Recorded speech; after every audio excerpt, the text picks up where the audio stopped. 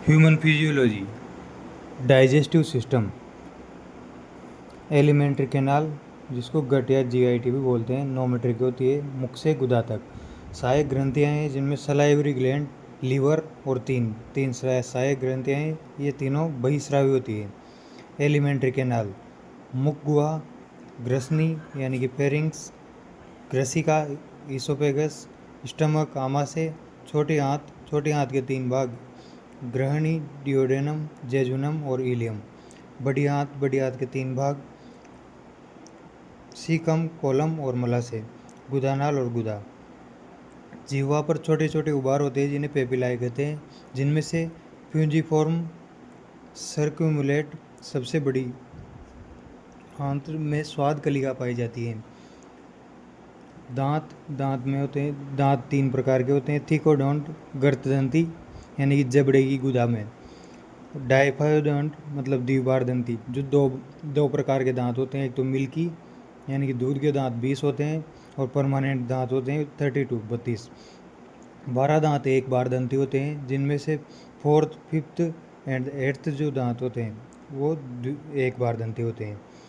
4 प्रकार के हेटेरोडोंट होते हैं जिनमें इंसिजर, कृंतक, कैनाइन, रदनक, प्रीमोलर 2, मोलर 3। थर्ड मोलर जो है उसको ऑक्लिडार्ड भी बोला जाता है।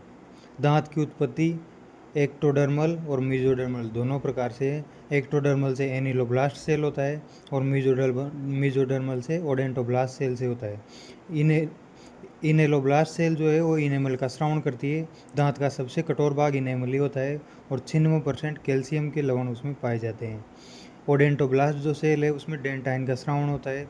दांत का मुख्य भाग यही है और 69% कैल्शियम लवण इसमें पाए जाते हैं। दंत सूत्र है ICPM और M, इनको डिवाइड किया गया है 2102। ये तो है यानी कि 20 जो बच्चे में पाए जाते हैं दूध के दांत, 21-22 ये 28 दांत होते हैं जो 17 वर्ष की आयु में पाए जाते हैं और 21-23 जो एक वयस्क मनुष्य में पाए जाते हैं। तालु 2 प्रकार के होते हैं, कठोर तालु और कोमल तालु, और इनके बीच में जो मध्य में है उसको बोलते हैं जैकबसन अंग। ये जैकबसन जो अंग है ये सरीसृप में पाया जाता है यानी कि रेप्टाइल्स में पाया जाता है। ओविलम पेलेटी जो है उसको भोजन निकलने के दौरान नेजोफेरिंग्स को बंद करते हैं, और फेरिंग्स जो है ग्रसनी वो भोजन व वायु के लिए कॉमन पैसेज है, यानी कि भोजन और वायु वो उसके लिए कॉमन पैसेज फेरिंग्स कहलाती है। फेरिंग्स के जो पार्ट है उसके बाद आता है नेजोफेरिंग्स, ओरोफेरिंग्स, लेरिंगोफेरिंग्स जो है उसको स्वर यंत्र के पास पाया जाता है इसलिए लेरिंगोफेरिंग्स बोलते हैं। लेरिंगोफेरिंग्स 2 भागों में खुलता है, ग्लोटिस और गैलेट। ग्लोटिस जो है वो श्वास नली का छिद्र होता है और गैलेट जो है वो भोजन नली का छिद्र होता है। और जो अपना मुख है उसमें टॉन्सिल्स पाए जाते हैं। टॉन्सिल होते हैं लसिका पर्व क्या करते हैं, लसिकाणु संग्रह करते हैं। और टॉन्सिल कितने प्रकार के पाए जाते हैं, 4 प्रकार के, लिंगुअल यानी कि जिह्वा के पास, पेराइटल, ट्यूबल और ग्रसनीय। टॉन्सिल वाले को वाल्डेल रिंग भी बोला जाता है। ईसोफेगस, ग्रसिका या भोजन नली जो 45 सेंटीमीटर की होती है, ये जो आहार नाल है उसका 1/3 भाग है। 1/3 भाग जो है ईसोफेगस का वो ऐच्छिक होता है और ये पाचक रस स्रावित नहीं करती है। गोबलेट सेल जो है वो श्लेष्मा का श्रावण करती है जिनको कलश कोशिकाएं भी कहा जाता है। यहाँ से क्रमाकुंचन पेरिस्टालसिस प्रारंभ होता है। ईसोफेगस से पेरिस्टालसिस प्रारंभ होता है। ग्रसिका में भोजन बोलस के रूप में प्रवेश करता है जो डिग्लूटेशन भी कहा जाता है। नेक्स्ट स्टेप ना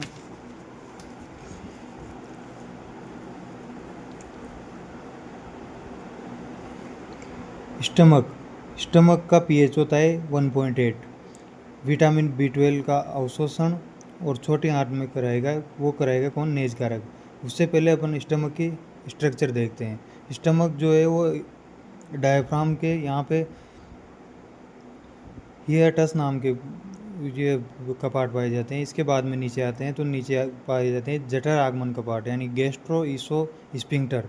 ये अलग अलग स्पिंक्टर पाए जाते हैं जिनमें से अब आता है आमाशय। आमाशय के होते हैं 4 भाग। 4 भाग में से फंडस है, दूसरा कार्डिया, थर्ड जो है वो बॉडी, और फोर्थ है पाइलोरस।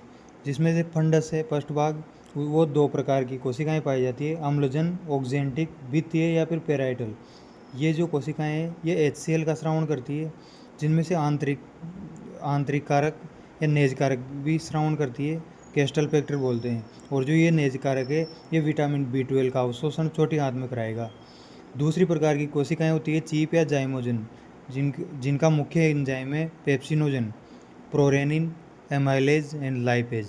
लाइपेज कम मात्रा में पाया जाता है, लेकिन जो मुख्य एंजाइम है वो पेप्सिनोजन है। इसके बाद अपना आता है सेकंड पार्ट है कार्डिया। कार्डिया है गोबलेट सेल या फिर म्यूकस कैनाल भी, ग्रीवा नाल भी बोला जाता है। गोबलेट सेल श्लेष्मा व बाइकार्बोनेट का स्रावण करती है। इसके बाद थर्ड पार्ट आता है बॉडी। बॉडी जो है वो गोबलेट या कैनाल सेल भी बोलते हैं, ये भी वही काम करती है जो गोबलेट सेल करती है, श्लेष्मा और बाइकार्बोनेट का स्रावण करती है। फोर्थ पार्ट है पाइलोरस। पाइलोरस में अर्जेंटापिन सेल पाई जाती है जो 3 प्रकार की होती है। डी सेल जो सोमेटोस्टेनिन हार्मोन का स्रावण करती है, डी सेल। अर्जेंटापिल सेल में एस या एच सेल होती है, वो सीरोटोनिन व हिस्टामिन का स्रावण करती है। और अर्जेंटापिल सेल में जी सेल जो होती है वो गैस्ट्रिन का स्रावण करती है, जी यानी कि गैस्ट्रिन। इसके बाद ये जो एंजाइम थे पेप्सिनोजन वगैरह, तो पेप्सिनोजन किस में काम आता है? आमाशय का मुख्य एंजाइम पेप्सिनोजन बोला जाता है। और हिस्टामिन क्या होता है? वेसोडाइलेटर, यानी कि रक्त का वॉल्यूम बढ़ाएगा और दाब को कम करेगा। सीरोटोनिन जो है वो वेसो कॉन्ट्रिक्शन करता है, वो रक्त का वॉल्यूम घटाएगा और दाब बढ़ाएगा। काइम बोलते हैं, आमाशय का भोजन को काइम बोलते हैं, जो कि एसिडिक होता है। आमाशय की म्यूकोसा में इर्रेगुलर वलन फोल्ड्स पाए जाते हैं, जो तीव्र क्रमाकुंचन यानी कि चर्निंग एक्शन के लिए जिम्मेदार होते हैं। इसके बाद अपना नेक्स्ट पार्ट आता है स्मॉल इंटेस्टाइन, यानी कि छोटी आंत। छोटी आंत के 3 भाग होते हैं। डिओडेनम ग्रहणी जो 25 सेंटीमीटर की होती है।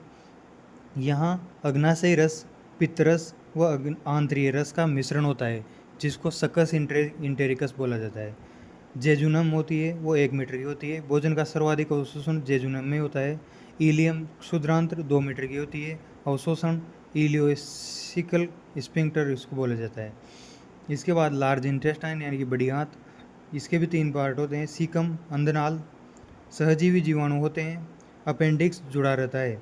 सीकम अपेंडिक्स अवशोषी अंग है। अधिकतम व्यास सीकम का ही होता है। इसके बाद सेकंड पार्ट है कोलम। कोलम जो है उसमें सहजीवी एंजाइम पाए जाते हैं, होस्टुला इकाइयों के बने होते हैं। एसेंडिंग, इसके जो है 4 भाग है। एसेंडिंग सबसे छोटा, ट्रांसवर्स टेनिडिकोलाई चिकनी पेशियाँ होती है।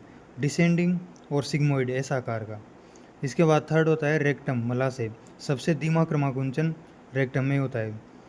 और ये जो है बड़ी आंत में जो विलाई नहीं होते हैं, बट माइक्रोविलाई प्रेजेंट होते हैं। इसके बाद अपना आता है आहार नाल का अनुप्रस्थ काट, यानी कि इसका अगर फिजियोलॉजी यानी कि एनाटोमी देखा जाए तो आहार नाल का होता है। इसमें 4 प्रकार की सेल्स होती हैं। सेरोसा क्या करती है? संयोजक ऊतक से बनी होती है, और बाहर जो है वो उपकला ऊतक होता है। इसके बाद मस्कुलरिस, ये वर्तुल और लंबवत पेशी होती है।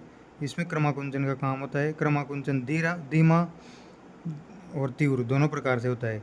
जो कि मस्कुलरिस का जो नियंत्रण है वो लोकल प्लेक्सस भी करते हैं, और ANS यानी कि ऑटोनोमल नर्वस सिस्टम भी दोनों द्वारा किया जाता है। ऑटोनोमल नर्वस सिस्टम जो है वो अनुकंपी और परानुकंपी होता है। अनुकंपी धीमा करता है और परानुकंपी तीव्र करता है। इसके बाद लोकल प्लेक्सस होते हैं, वो भी इसका मस्कुलरिस का नियंत्रण करते हैं। इसके बाद आती है सब म्यूकोसा। सब म्यूकोसा जो है वो ब्रूनर ग्रंथि पाई जाती है। सब म्यूकोसा में ब्रूनर ग्रंथि पाई जाती है, जो क्षारीय तरल का स्रावण करती है और कायम को क्षारीय बनाती है। सब म्यूकोसा जो है उसमें ब्लड वेसल्स पाई जाती है, लसिका और तंत्रिका पाई जाती है। लोकल न्यूरॉन भी होते हैं जिसको प्लेक्सस बोलते हैं। इसके बाद आती है म्यूकोसा। म्यूकोसा है आंतरिक परत, यानी कि आहार नाल की आंतरिक परत म्यूकोसा कहलाती है। उसके जो उभार है वो लीबर कोन की दरारें बोला जाता है। और उसके उभार में पेनेज सेल भी पाई जाती है, जो कि लाइसोजाइम का स्रावण करती है। पेनेज सेल लाइसोजाइम का स्रावण करती है। इसके बाद आता है अपना एसेसरी ग्लैंड्स यानी कि सहायक ग्रंथियाँ।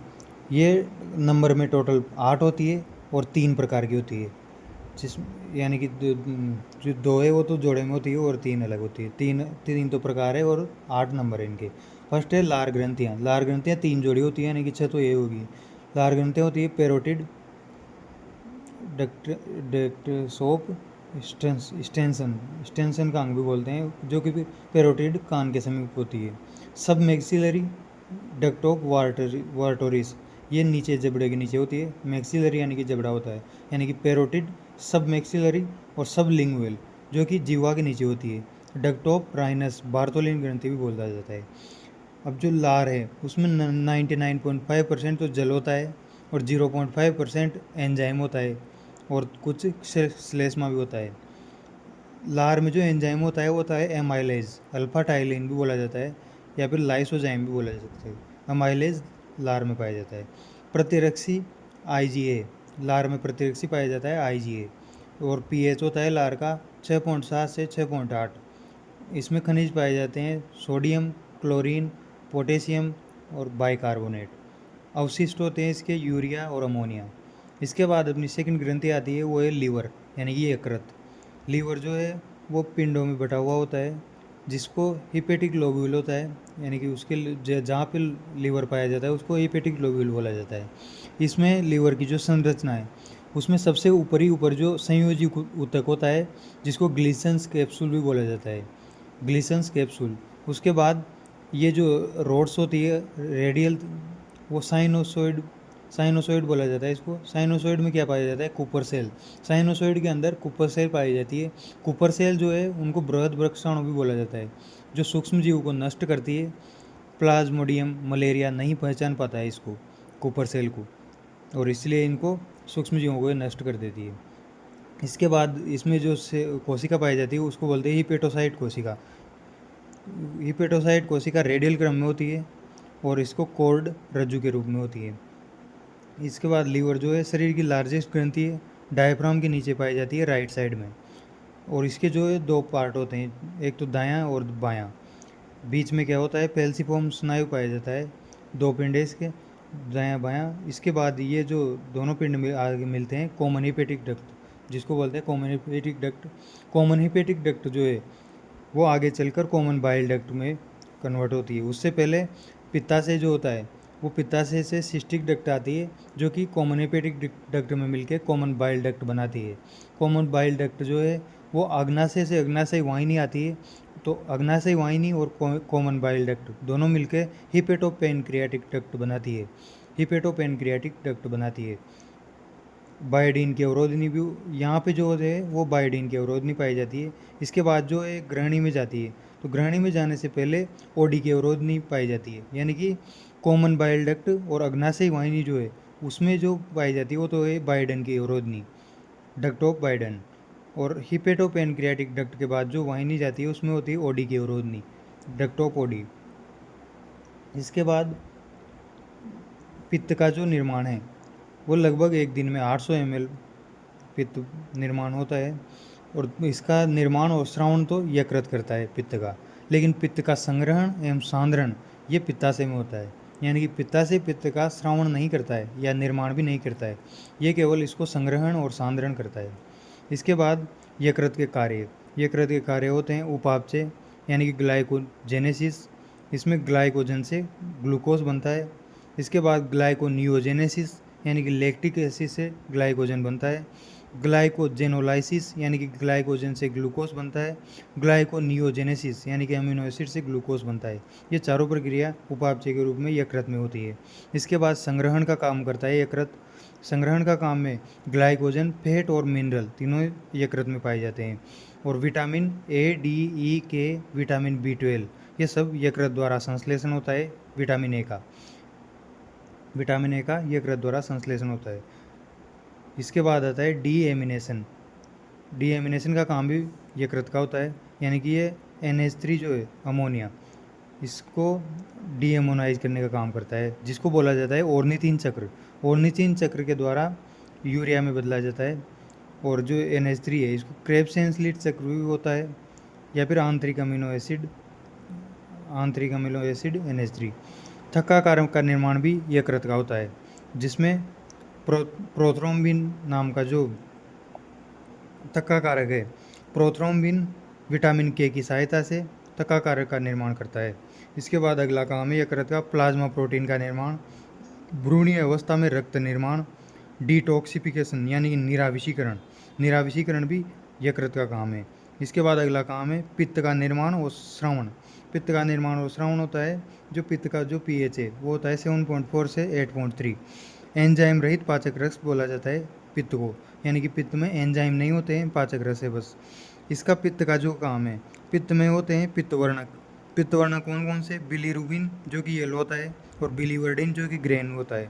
बिलीरुबिन और बिलीवर्डिन हीमोग्लोबिन के अपघटन से